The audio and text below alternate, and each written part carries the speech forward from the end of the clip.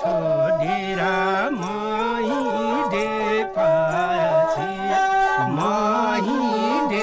महिँडेपछि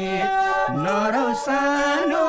आँगनको छेउ बसी सरर मुङलन काटेर घर सम्झेर आउँदैछु पियारी पसिनाले पैसा साटेर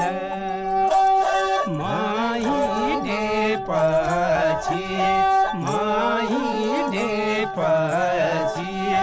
नरौ सानो